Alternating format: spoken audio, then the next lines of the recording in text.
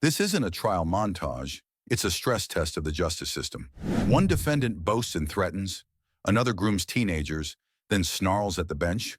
A third turns capital sentencing into an ideological broadcast.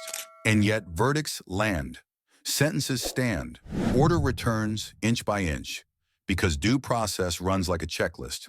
Notice, counsel, confrontation, evidence. You'll watch the tactics defendants use to delay, distract, and intimidate, and the precise procedural tools that pull the focus back to the record. Stick around, because the details matter. Start with the power of persona, where image sells belonging and control tries to subvert the courtroom. Can we do a fair trial in Jefferson County? But then another part of it is, if we have a concern, oh, you're smiling. I don't know why you're smiling. Because I can. Well, because I can. It's not a crime to smile. We start with Rhodes, persona, grooming, and a courtroom built to withstand intimidation. He sold a brand and a lifestyle, the stage name, the videos, the borrowed shine. But the thing about this case is the gap between image and command.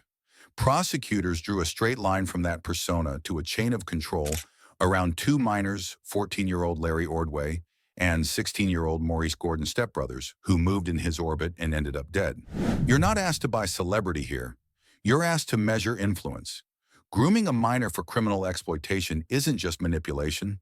It's recognized in many states as an aggravating factor that heightens culpability, especially when it leads to violence against children. Bryce Rhodes presented himself as an artist with access studio nights, rides, parties, screens full of staged wealth. Offstage, the record shows proximity to those brothers, contact that evolved into directives.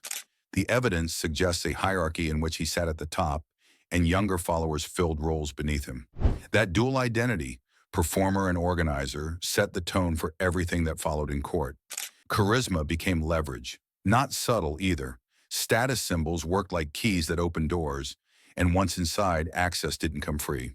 If you wanted to belong, you showed loyalty. If you wanted the next invite, you followed orders. That's how alleged enforcement takes root. Favors, errands, and acts meant to prove allegiance. By the time consequences arrive, the group has already normalized risk. The motive matters. Before the brothers were killed, 40-year-old Christopher Jones was shot and killed in a separate incident tied to Rhodes' a mistaken identity hit while trying to collect a bounty. Larry and Maurice were witnesses to that homicide. The evidence suggests Rhodes viewed them as a threat who could talk to police. That fear of exposure is what prosecutors said pulled the trigger on everything that followed.